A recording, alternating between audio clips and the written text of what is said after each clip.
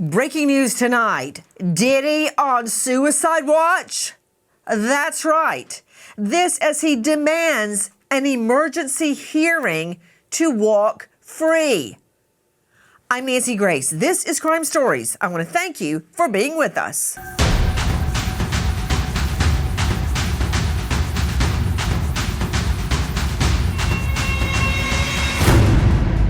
Diddy wants out. The disgraced rapper makes yet another bid at an early release from jail after 13 months of detention following a split verdict in his divisive trial.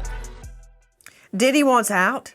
That's why he's sad. He wants out. So does every other cellmate, every other inmate on the block. They all want out. Why do they want out? They're in jail. Why are they in jail? Because of something they did and for which they are convicted. I guess he does want out. What about it, Rob Shooter? Is he missing that private chef? Is he missing the minions that go out at 3 a.m. and find him freshly made cheesecake and bring back to him and take a bite and go, here you go, Diddy. Here comes the plane. Open the runway.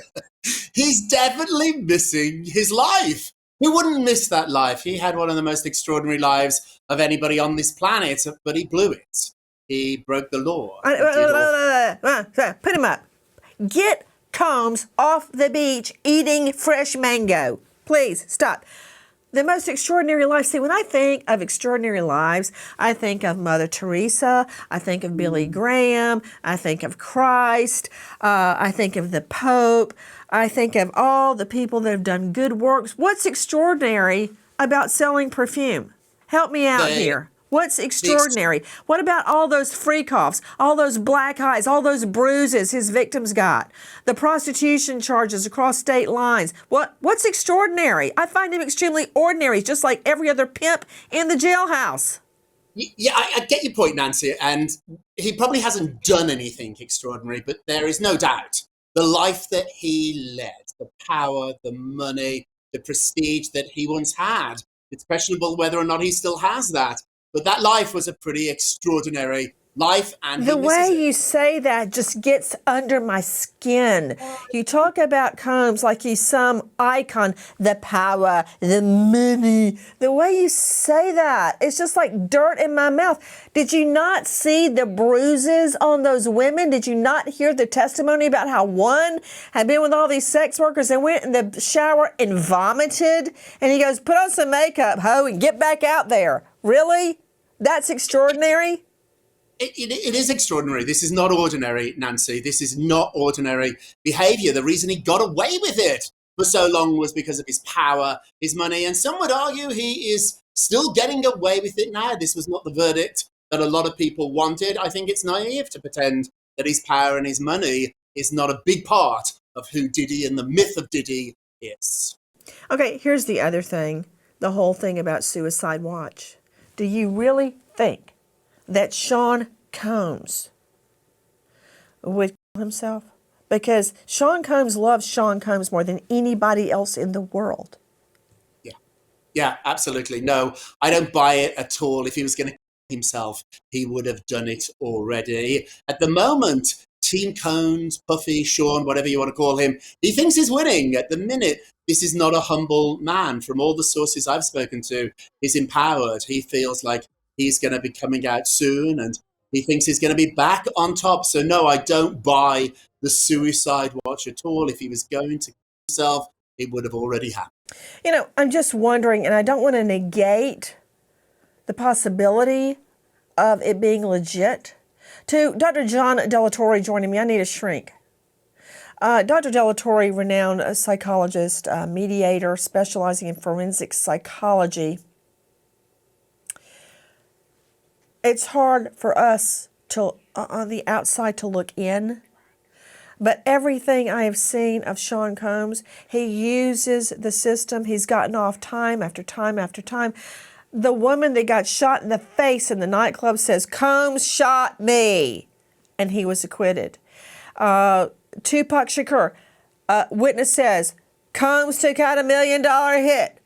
Yet he walked. I mean, it just happens over and over again.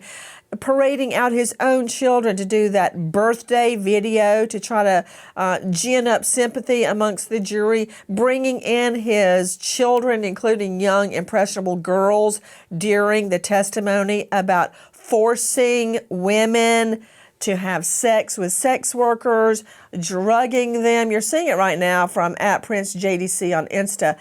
Using other people, using mules to carry his dope, using women, using the mothers of his children. It's nasty.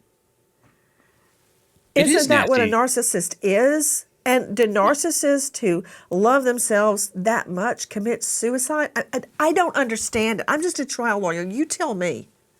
Yeah, I think, yes. Number one, this is the high level of narcissism that we come to expect with individuals with too much power having these kinds of perverted deviancies. Now, when it comes to, is a narcissist capable of committing suicide? The answer is yes, but under really specific circumstances. I swear I think he's getting his feet and his legs exfoliated. Yeah, Stop. and this is, Everything. Ugh. yeah, this is the type of person that is not going to commit suicide. He truly believes that the moment that he gets out, all of this stuff, right, this private plane, right, all of these people as his servants are gonna be there for him to subjugate themselves to him once again. So is he actually legitimately a high risk to commit suicide? No. And I think that takes away from the individuals who are a high risk to commit suicide. He's playing this game and thinking that he's winning because that's all part of the narcissism and power and control that he believes, the delusional belief that he has over the people around him. And he's been getting away with it. So that's why he continues to use it. Dr. Delatorre, I've had crime victims commit suicide. A rape victim. She just couldn't live with it anymore. I had a colleague commit suicide, and I did not see it coming. And I thought I knew him so well. Just walked into San Francisco Bay. And that was it. And drowned. I didn't see it coming. So the pain that suicides cause to those around you, I remember as a little girl, in 6th, 7th grade, a friend of ours, mom, committed suicide. Nobody could believe it. I remember she used to call in the local radio station, WMAZ, and talk on the chat line in the mornings, and she was so bubbly and funny, just hilarious. And her little girls, I think she had 3 girls, were just devastated when their mom, who was like the charismatic one of the family, herself. So it leaves behind a wake of pain that never goes away, and it's handed down, like the way they raise their children, the way they raise their children, and so forth and so on. But to see somebody pretend to be suicidal and use it to try to get out of jail early, I don't like that. When real victims suffer real consequences. And that's what gets lost here, right? That there are real people. He victimized real people, and these people have to live with the shame and the trauma. And we hope that they're getting the help that they need, so that they're not wearing this mask that things are okay when things are not okay. And so now we have Diddy here putting on this air of, oh my God, my life is so bad because I'm in prison. Well, don't hurt people. If he didn't hurt people, if he used his power and his money, if he used his influence to actually help people, then he wouldn't be in this predicament. He made choices. His narcissistic, deviant behaviors put him in this position to be in prison. And now he's saying that he's too weak to actually commit the crime. Going now to a veteran trial lawyer from the Lovell firm, Trey Lovell is joining us. And again, I can't stress enough, veteran trial lawyer. Trey, if you could just take off your defense hat in just one moment and be real. You and I have both seen inmates work the system, right? They work it in a way that benefits them. I remember after I was first assigned to the busiest courtroom in the courthouse in inner city Atlanta. We were on trial every other week for a variety of reasons. I went into my first plea negotiation. That judge would have the DA sit down with the defendant and their lawyer to work out a deal. And they spotted that I wore a cross every day. The next week for plea and arraignment, they all came in with big crocheted crosses, this big, around their chest and sat there. I'm like, stop, okay. So they were trying to work it to get a better deal out of me. See what I mean? That's just a tiny example of jobbing the system. Is that what Combs is doing? I'm on suicide watch to get better treatment, to get out of jail, to get on a different cell block. What is he doing? He's the master manipulator, Trey. Well, they're trying to get some sympathy for him, saying, "Look, it's devastating in jail. Conditions are horrible. He's on suicide watch. He's got 7 kids and a mom to take care of. He's already suffered. We need to get him out of there." This is all part of the ploy to try to. Trey Lovell, he knows where babies come from. He's got 7 children. Yeah, you have to support them. That was his decision. I'm sure Sean Combs knows where babies come from, Lovell. Listen, he's got the opportunity now to really get a lenient sentence. And what I mean is he beat most of the prosecution on the serious charges. He's looking at two charges of transportation, engaged in prostitution, and the fact that he's got no prior convictions. Supposedly he's changed in jail. He's helping people. This is an opportunity that his lawyers are jumping on to get him out. They're going to use everything they can. Sympathy. He's a changed man. The crime is not that as serious as the others. It's a consensual, nonviolent crime. Your Honor, he can do better outside. Did you say nonviolent? You know what? You really do take the cake. You really do beat all Lovell. Nonviolent. Control room, if you don't mind, send to his text the photos of all those bruises women suffered at Sean Combs' hands. And in the meantime, listen to this. Judge Subramanian may hear arguments on Combs' desperate motion for a new trial ahead of sentencing. Combs claims freak-offs are a First Amendment right and that he can't be prosecuted under the Mann Act for hiring escorts that he did not have sex with.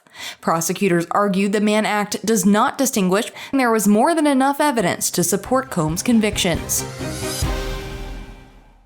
Hello, Nancy Grace here. To all of you homeowners, when's the last time you checked on your home title? If the answer is never, well, this is for you. Scammers steal home titles. Your equity is the target.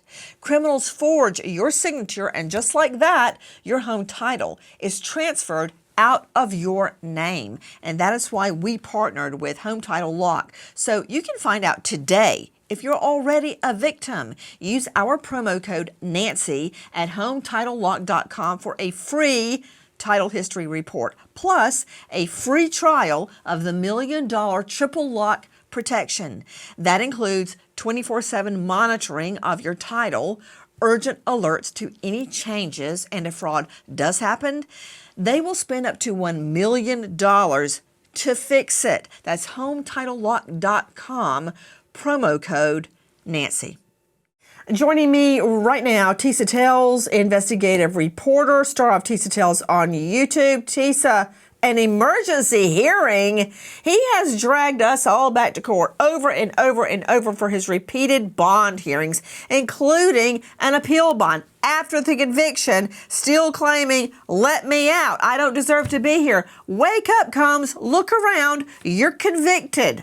This is home sweet home for a long time to come. Why does he want an emergency hearing?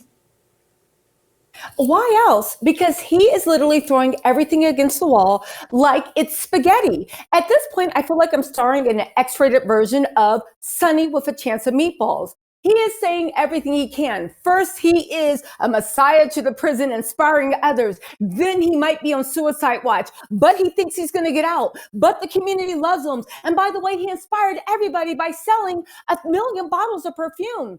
He's doing what he can with he can. And to a certain point, you can't blame him. One, because even the devil wants to survive. He's not saying to Jesus, okay, take me out now. So one, he's doing what he is. Evil likes to survive. But for two, his lawyers did the unthinkable. They literally got him out of the more serious offenses. And now, instead of being humble, instead of taking his punishment like he should, instead of having any sense of decency, because he got, if you listen to Rob Shooter and everyone else, he got to where he is by being shameless. He now thinks he can do his final trick and escape any type of accountability. Thank goodness it looks like Judge Aaron is not buying it, but again, you never know. So why is he doing it? Simply because he can. This is a man that for his entire life, he did things to other people's bodies, both mentally, physically, and sexually because he could. And when it comes to the justice system, nothing has changed. I think that's why he's doing it. Straight out to Rob Shooter joining us, host of Naughty But Nice podcast. He's at robshooter.substack.com and former PR guru to Sean Combs. See, this is what I don't like. I don't like him using other suicide victims and their families, the people that love them, using that to try to work the system. Did you ever once, in all the time you worked with Sean Combs, aka Diddy, did you ever see him self-harm? Did you ever hear of suicidal ideation? Did he ever put anybody else before himself? 3 questions, 3 answers, Nancy. No, no, no. I never, ever saw him ever try to harm himself. Harming other people is what Puffy did. He doesn't harm himself. He is the center of his universe. Diddy loves one person on this planet, and that person is Diddy. He would never, ever hurt himself. Now, would he hurt other people to give himself pleasure? We've seen that very clearly. The answer to that is yes. But the suicide watch is really concerning, Nancy, not only because of the shame that this does to people who really are on suicide watch. This also potentially, and may I even dare say, maybe work. He has pulled a lot of things out of the hat, Nancy, and I'm afraid to say, many of them have worked. Out of the hat. I think he's pulling it out of something else, but I can't say it on the air. Lynn Shaw joining me, founder, executive director of Lynn's Warriors, which is committed to saving victims from trafficking and abuse. If you look her up, you'll see her constantly leading one march after the next in Washington, always fighting the good fight. Lynn Shaw, I have seen the mental and emotional turmoil that sex attack victims live through. They have suicidal thoughts. They can't get away from it because of what was done to them, and that feeling of powerlessness. It never goes away. The scars may go away, the bruising may go away, the cuts, the bleeding, that may go away. But the emotional scars never go away. It affects them for the rest of their lives. And I think Sean Combs is trading off other people's pain to try to get out of jail free. Well, of course he is, Nancy, because this is his playbook. First of all, AKA Dirty Diddy Degenerate. You know what? He's like a piece of old gum stuck on the bottom of my shoe, and I can't shake him. We work every single day with victims of sexual exploitation, sexual crimes. Okay? This is so offensive. You know what? It is so offensive because these people we work with, these young women, older women, girls even, are so traumatized. This is not something you get attacked, it goes away, as you've pointed out. This is a lifelong trauma. Sometimes it doesn't rear its ugly head for 5-10 years, and then it comes out full force. This Dirty Diddy degenerate, he destroyed so many lives, and he has no shame. We've seen this over and over again.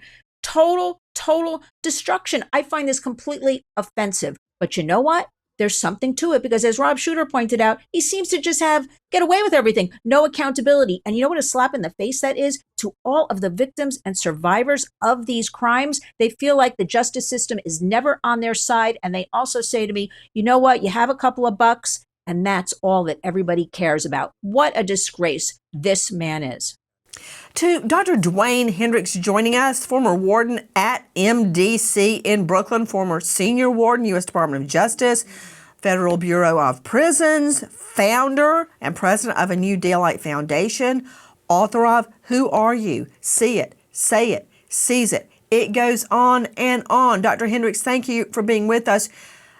Did you tell me that you don't believe Sean Combs is on watch? No, he's not on watch. What he is, he's on a 2-hour watch program that's associated with either monitoring inmates who have escape risk or very problematic to the operations of the institution. Who are very delicate and don't like the food. That not that, Nancy, but or inmates who are at risk. So he is not happy with having to every 2 hours approach a staff member, whether it's an officer or someone else in the building, approach them with his ID to prove that, one, he is alive, that he is not causing any issues, and he is not at a risk of or having any ideation at that time. So that's what his lawyers are referring to when he's saying he's on constant watch.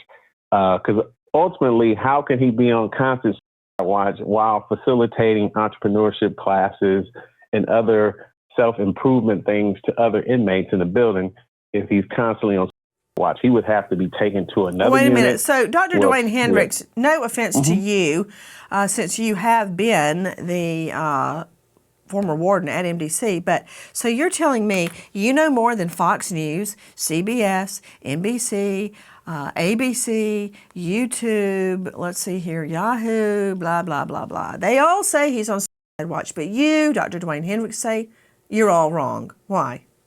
I'm saying they're wrong because they're calling it watch when I'm saying he's on a 2-hour watch program. And I saw it in one of the reports when I was reading articles yesterday that Mr. Combs is upset that he has to constantly present his ID card to a staff member every 2 hours.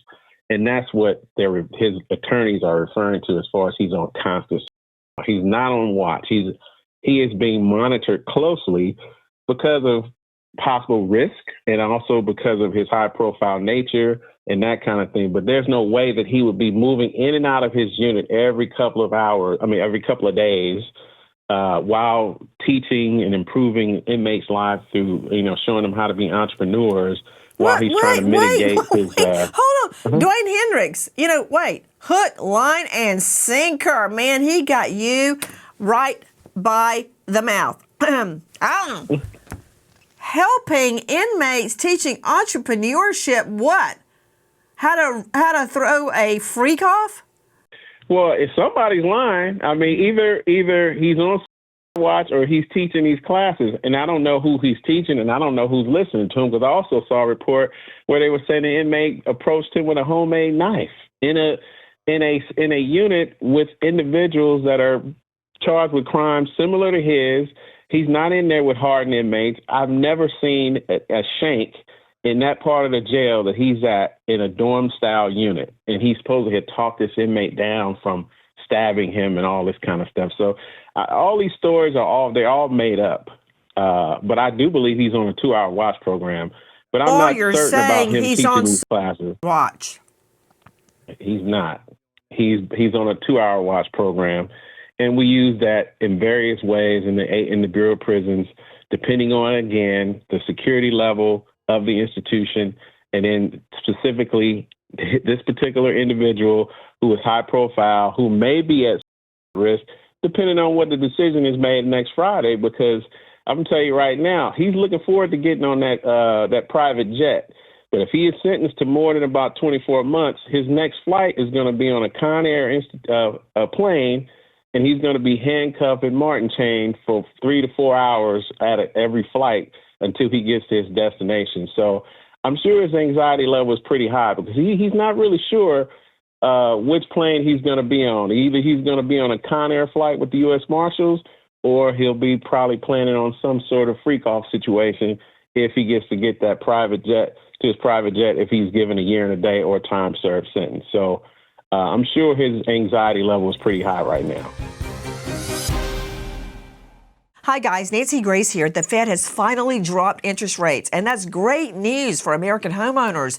Wages are flat, prices keep climbing, and for many people, the only way to make ends meet is to use credit cards. If you are a homeowner, please call American Financing. Interest rates have dropped. Many homeowners are seeing options in the low fives. Compare that to credit cards charging rates in the 20s or higher. You're racking up debt on interest alone. American Financing's salary-based mortgage consultants save customers an average of $800 a month. If you get started now, you may even be able to delay your next mortgage payment altogether. Take control of your finances. Don't drown in debt. Call American Financing today, 866-888-0344, 866-888-0344, or just go online to americanfinancing.net/Nancy, and good luck.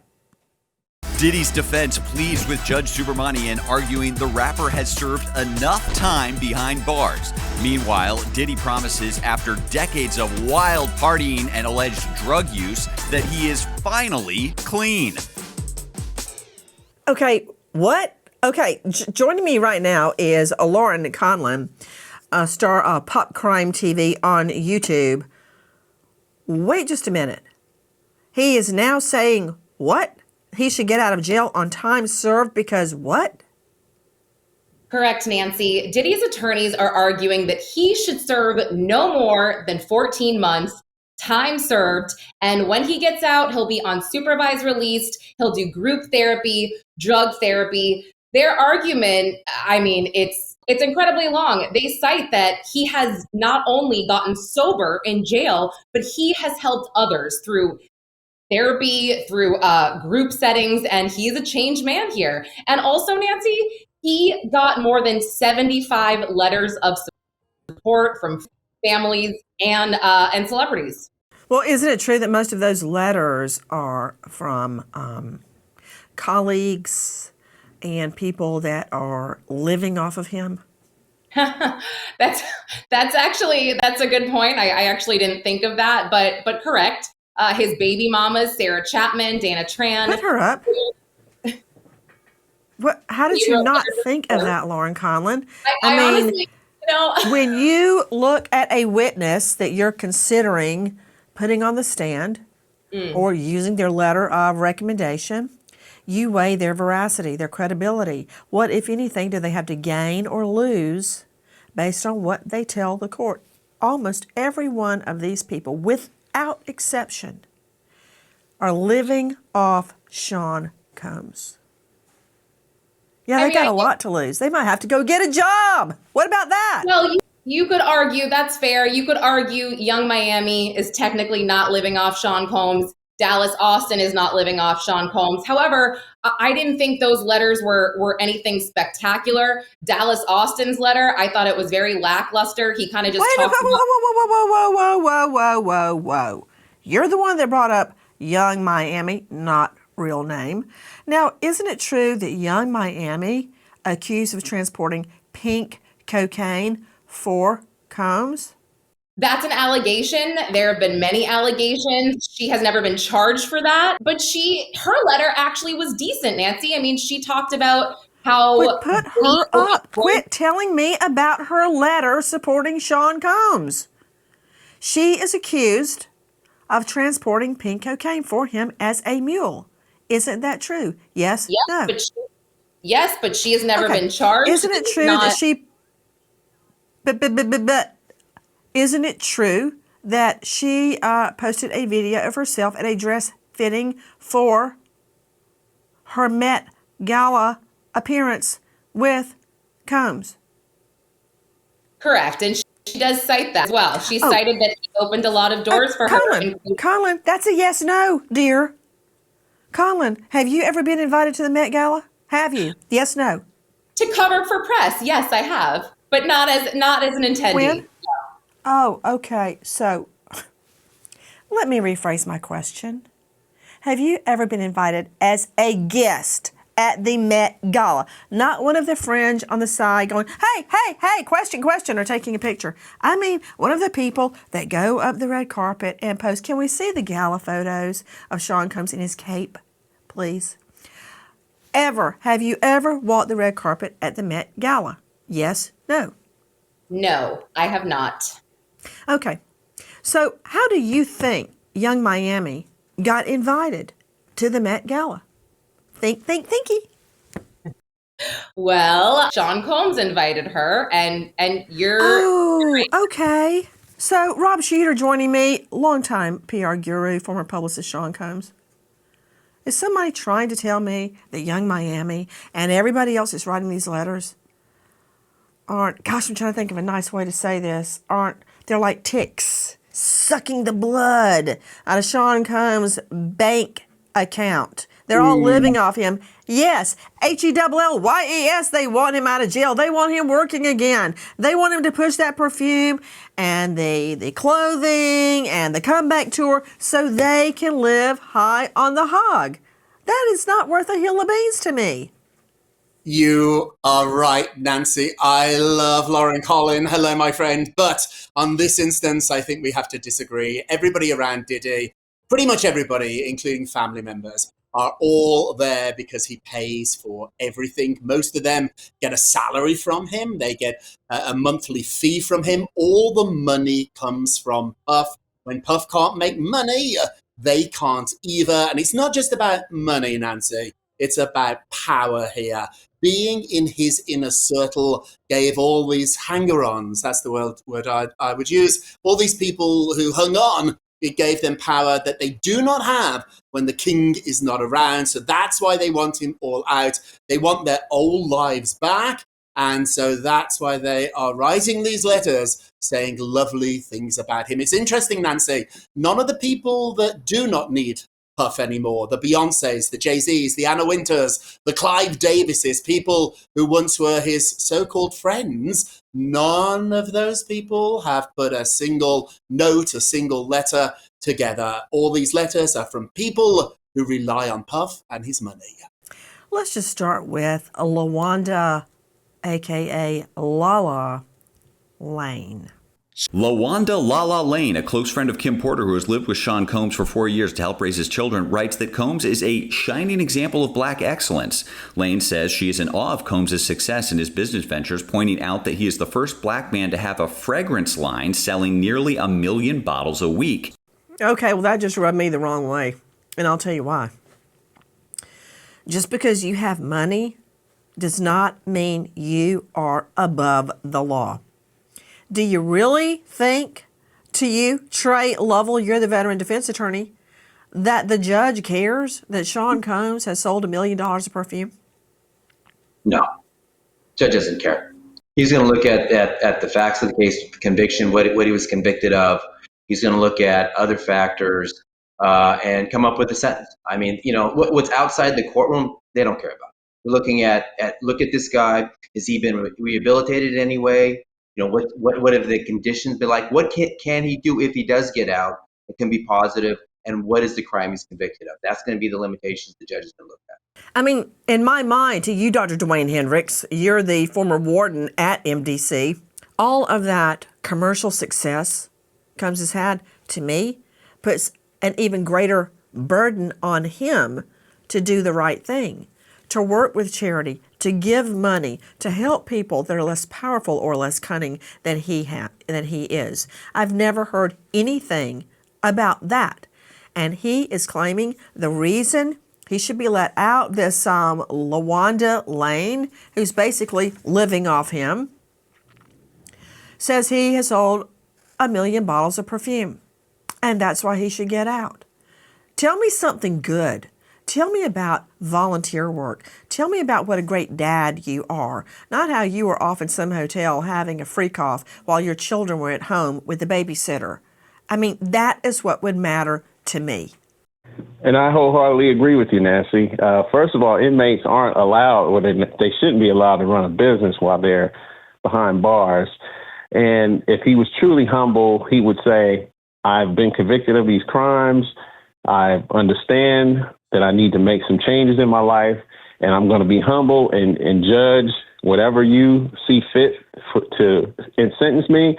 I will accept that sentence, and I will use this time to make myself better. So that way, when I get out, I'm a better man, I'm a better father, and I'm going to do community work to make sure that there is no other Sean Combs after me, other than the good parts of myself. But everything is about complaining. It's about the food. It's about somebody's putting something in the food. It's complaining about being on watch and this, that, and the other. At the end of the day, he needs to humble himself, accept whatever sentence comes his way. And at that point, when he gets his release date, he'll know what he needs to do to better himself so he can be a better father, a better citizen, and so that others who aspire to live the life that he's lived can live it within a way and a framework that doesn't cause damage and harm, because the real victims here are the people that he harmed, his staff, and ultimately his children as well. So, but we'll see. We'll see next Friday what shakes out. Hi, guys. Crime Stories, now featuring on streamer Fox One.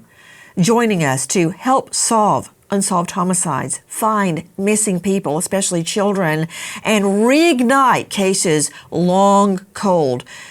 It's a lifetime mission for me, and I'm very proud. We have a partner who furthers that mission to always, always seek justice. Watch the episodes first with Fox One 24 hours before seeing anywhere else. Try it. 7 days free. The brand new season of Crime Stories airing now on streaming giant Fox One. Click the link in the episode description to learn more and join us on Fox One. At this hour, Sean Combs, a.k.a. Diddy, a.k.a. Puffy, a.k.a. Puff, a.k.a. Puff Daddy, most recently a.k.a. Love, says he's on watch and he's sick of jail food. And therefore, he should walk free on time served. Rob Shooter, we are hearing about how Sean Combs is a changed man. Okay? Why can't he be a changed man and do his jail time? I want you to watch this, Shooter. It's so difficult to reflect on the darkest times in your life. But sometimes you got to do that. I was up. I hit rock bottom. But I make no excuses. My behavior on that video is inexcusable. I take full responsibility for my actions in that video. I'm disgusted. I was disgusted then when I did it. I'm disgusted now. I went and I sought out professional help. I had to go into therapy and go into rehab. Wow, second verse, same as the first. Didn't he just say that? He was so disgusted at beating Cassie Ventura when it was caught on video that he did it again. He did it again and again and again. He was so disgusted with himself. Ew. That he kept having freak off after freak off after freak off. One civil suit after the next of ladies saying they were drugged and at his freak off parties. But he just kept doing it. What, out of self-loathing? I don't think so. And now he's trying the same old shoe on the other foot. Same thing.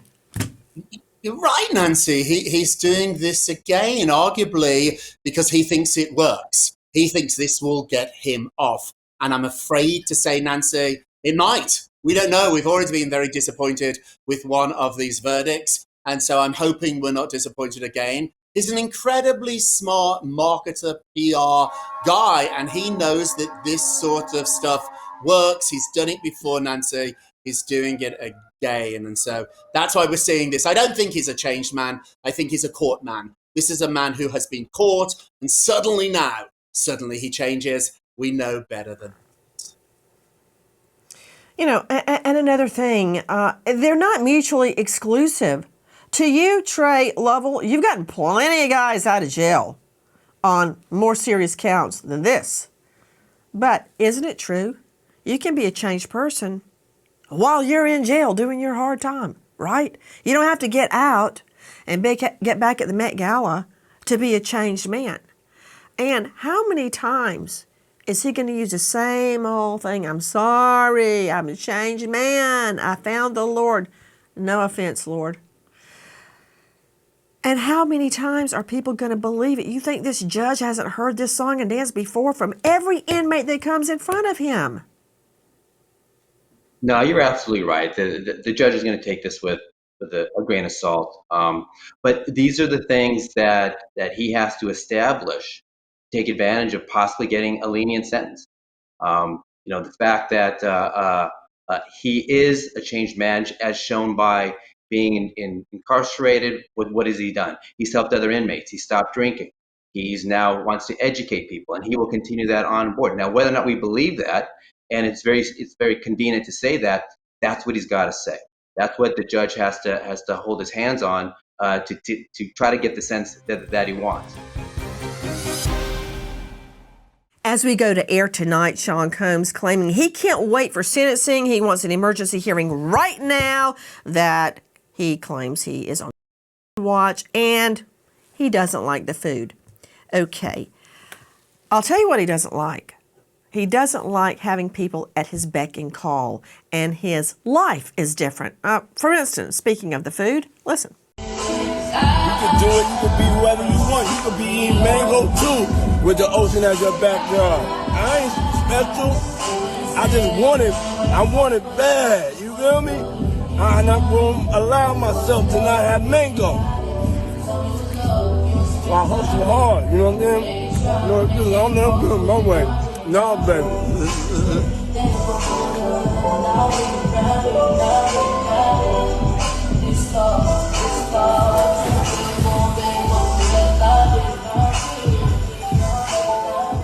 I mean, really.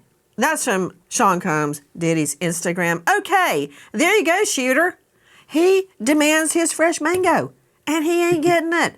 He wants out of jail. Help me out. Ooh, Nancy, I love it when you do that. You're absolutely right. He wants his life back. Who wouldn't want that life of Diddy, that life of a superstar? He's demanding. He knows what he wants. He's not getting it, and he's throwing a little temper tantrum. But I should point out, we're not going to want to hear it. It often works for him, Nancy. This is a man who has not changed his ways because he has been rewarded for bad behavior. The more ridiculous the videos are that he has posted in the past, the more likes he gets, the more people he gets talking about him. So I think it's unrealistic to expect this man to change now or ever. Joining me, Lauren Conlon, star of Pop Crime TV. Lauren, he's also claiming, speaking of fresh mango, that the food's really bad at MDC. Yes, the food is awful. He doesn't like it. At one point, there were reports that he was on some kind of food strike. He's also said there are maggots everywhere. I mean, look, what do you expect? You are in federal jail in Brooklyn, New York. It's not going to be the Four Seasons. You know, let's take that up with the former warden at the MDC, Dr. Dwayne Hendricks. Okay, MDC, he doesn't like the food. Thoughts? Look, when you're trying to feed 3,000 people the same meal, the taste is not going to be the same. The quality is not going to be the same. And at the end of the day, it's jail. You know, the food is supposed to be palatable and edible. An executive staff member is charged with sampling one meal every single day to make sure it's edible. It's not going to be 5-star. It's not going to be some taste like a chef that he's had over the years. It's not going to taste like that. So that's unfortunate, but that's jail. And if you don't want to eat well, that's jail why food, you don't have free coughs with unconscious women, and that's why you don't transport sex workers across state lines, which is a crime. So you don't have to eat jail food. Okay, hold on. Does this ring a bell to you? Lunch menu, scrambled eggs, chicken wraps, baked chicken, beef tacos. It goes on and on. That sounds pretty good to me. Rice, green beans, dinner, chili mac, Salisbury steak. Ooh, I'd like some Salisbury steak tonight, but I don't have that. I have to cook. Chicken fried rice, weekends, comfort food, cheese pizza, spinach. What? What? That doesn't sound bad to me. What about it, Hendricks? It's, again, if that's the national menu, that's what all inmates eat in federal prison all across the country. Again, it's not the best quality. No, it probably tastes a little less than what the schoolhouse square pizza we were getting in public schools years ago. But that's just the way it is. Like you just said, Nancy, if you don't want to eat prison food, don't do prison things to get you there to be in the situation that you're in. Prison things. I like the way you said that. That sounds like something Trey Lovell would say. Prison things. You mean and transporting sex workers across state lines? Those prison things. Another argument the defense is making is that he really didn't transport sex workers across state line to have sex with them, because most of the time he sat on the sides wearing a burqa and didn't actually have sex with the women himself. And I think we all know why he stayed under a burqa. But that said, to you, Rob Shooter, Sean Combs doesn't wait to jail food. I don't want broccoli. Really? Suck it up, man. Suck it up. You're asking a man who has not had to suck it up for decades to suck it up. He's not changing, Nancy. This is who he is. He's going to complain. He's going to bitch. He's going to moan. He's going to whine. And I fear he might even win. If you don't want to eat... Stop it. Go wash your mouth out with soap, young man. If the judge falls for this, you know what? Who's not going to fall for it is Lynn Shaw. Sean Combs, Diddy, wants another chance. But, oh, wait a minute. Listen to this, Lynn Shaw. Everybody get ready for a nuclear blast for Lynn Shaw. Watch this, Lynn. I watched them both fire their guns. I watched them. I got hit right here in my nose, in between my eyes, which means I'm facing directly at you. The same way you're sure that I have on a green shirt, I'm certain that he shot me. Now, was he aiming at me? Was I the object of his fire? Absolutely not. I should not have been, because I didn't do anything to him. That is from The Art of Dialogue, and that is a shooting victim at the nightclub identifying Sean Combs as shooting her. But guess what? He walked free and decided to be a changed man. Oh, wait a minute. Yeah, there's another case. Listen. Dwayne Keefe D. Davis claims credit for Tupac's murder on BET and in his memoir. He says Puffy Combs wanted Knight and Tupac's heads after their diss track Hit 'Em Up. When Davis offers to carry out the hits, Combs agrees to pay him $1 million. According to Davis, Eric Zip Martin, a New York drug dealer, suggests they have the perfect opportunity to carry out Puffy's hit and even provides the gun. Davis, Anderson, Terrence Brown, and DeAndre Smith stake out the club where Shakur's performing, but Tupac's a no-show, and the Crips abandon the plan. Driving down the strip, they spot Knight and Tupac stopped in traffic. Brown flips a U-turn in their white Cadillac. Davis passes Anderson the gun, and Anderson leans over Smith to shoot Tupac. Biggie ever involved in any of these conversations about hitting Tupac? Okay. It was always just Puff and Zip. Yeah, this is all Puffy's doing. Yeah. Witness testimony that Sean Combs ordered $1 million hit on Tupac Shakur. And once again, there he is, out of jail. How many chances does one guy get? I don't care how many millions of bottles of perfume he sold. Why are we talking about Dirty Diddy and his bottles of perfume? Because those days are over. Because I predict, I don't care when he gets out, and he probably will. That's the reality of what's going on here with the justice system. He's not going to be welcomed back, in my opinion, into his world of vodkas and perfumes and clothing lines and things like that. But I want to remind everybody about this Mango Man. We have true victims, survivors of for decades of his abuse that he's gotten away with. And you know what? They're right now shaking in their boots. They're scared. They're scared because they know that he seeks, retribution. They're scared. They don't have the power and the money to fight him. And I guarantee, I'm in New York City. There's been a lot over the decades about him simmering underneath. We have worked with victims that worked with him years ago through the decades as well, who reported things to us, Do I have proof? No, they reported things to us at the Warriors. And you know what? I'm worried about them. I'm not worried about him and his pretend maggots in his food. And this is that. 1 in 4 kids in America go to bed hungry every night. So you know what? I'm worried about these victims, probably in the thousands if the numbers were truly to be told, from all of his freak-offs and abuses over the years as he marched around, strutted around town and around the world. And he's a global, I don't know what, entrepreneur. I'm worried about the people. We're not talking about them. Who's giving them the services, the psychological services they need? Their trauma. I'm going to keep saying the word trauma. People do not understand trauma, what it is and what he has done. And shame on him. Trauma for his victims. He's got these daughters. You can't tell me in the back of their minds somehow, and as they get older, the trauma that's going to come out. This is their father and things are on video. Complete trauma all around. He's got a mother. Where's the shame in this guy? We have never seen him humble once. And you know what? Money talks and crime walks. And now, off Diddy and onto a real American hero. Officer Alex Roberts, Houston PD, killed in the line of duty, leaving behind grieving parents. American hero, Officer Alex Roberts.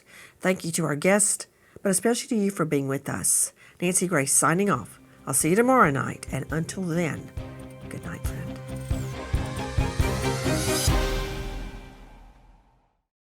Please join us on our mission to find missing people, especially children, to solve unsolved homicides. If you're on the go, catch us on your favorite podcast app where you can get all of our content where we, in our own way, seek justice.